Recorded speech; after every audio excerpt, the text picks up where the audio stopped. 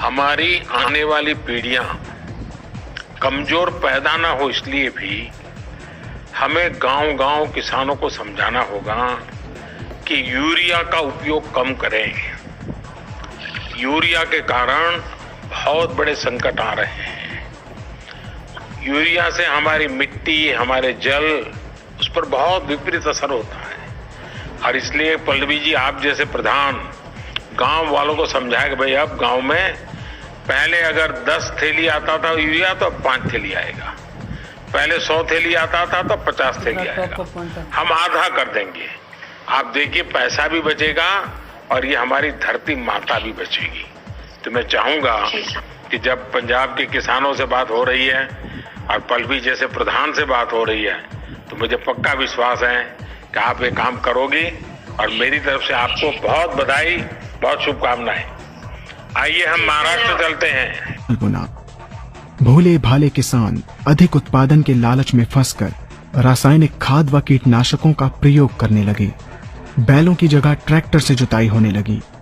शुरुआत में कम रासायनिक खादों के प्रयोग से अधिक उत्पादन हुआ। धीरे धीरे रासायनिक खादों के प्रयोग के कारण भूमि की उर्वरा शक्ति क्षीण होने लगी, जिसकी वजह से उत्पादन घटने लगा तथा फसलें कमजोर होने लगी। फसलों के कमजोर होने के कारण उनमें रोग व कीट लगने लगे। रोग व कीटों से फसल की सुरक्षा के लिए और अधिक कीटनाशकों का प्रयोग होने लगा। एक तरफ ज्यादा उत्पादन के लिए अधिक रासायनिक खादों का प्रयोग होने लगा, वहीं दूसरी तरफ फसलों को रोग व कीटों से बचाने के लिए अधिक विषाक्त कीटनाशकों का प्रयोग बढ़ गया, जिसके कारण उत्पादन लागत बढ़ी और किसान को लाभ कम होने लगा, बल्कि छोटे किसान कर्ज में डूबने लगे।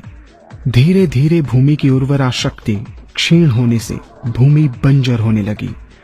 रासायनिक खाद व कीटनाशकों के कारण खाद्यान्न भी विषाक्त हो गए तथा जलवायु भी प्रदूषित हो गई, जिसके कारण मानव, पशु पक्षियों के स्वास्थ्य पर प्रतिकूल प्रभाव पड़ा, जिसका परिणाम आपके सामने है। मानव स्वास्थ्य पर रासायनिक खादों के पड़ने वाले प्रभाव को आप ऐसे समझें। जब किसान फसल में रासायनिक खाद डालता है तो रासायनिक खाद में उपस्थित विषाक्त रसायन जल में घुलकर सबसे पहले जल को प्रदूषित कर भूमि के अंदर उपस्थित केचुए व सूक्ष्म जीवाणुओं को मार देता है। ये बात सभी किसान अच्छी तरह से जानते हैं कि केचुए व अन्य सूक्ष्म जीवाणु भूमि की उर्वरा शक्ति को बढ़ाने के लिए अति आवश्यक होते हैं। विषाक्त रसायन के कारण इनकी मृत्यु हो जाने से भूमि की उर्वरा शक्ति नष्ट हो जाती है तथा भूमि कठोर होकर बंजर होने लगती है। रासायनिक खादों के विषाक्त रसायन पानी के माध्यम से अन्य खनिजों के साथ फसल के अंदर पहुंचकर फसलों को विषाक्त बना देते हैं। बाद में जब खाद्यान्न के रूप में मनुष्य या अन्य पशु इन्हें खाते हैं तो ये विषाक्त रसायन मानव स्वास्थ्य पर बहुत ही बुरा प्रभाव डालते हैं तथा मनुष्य के अंदर तरह तरह के रोग उत्पन्न करते हैं।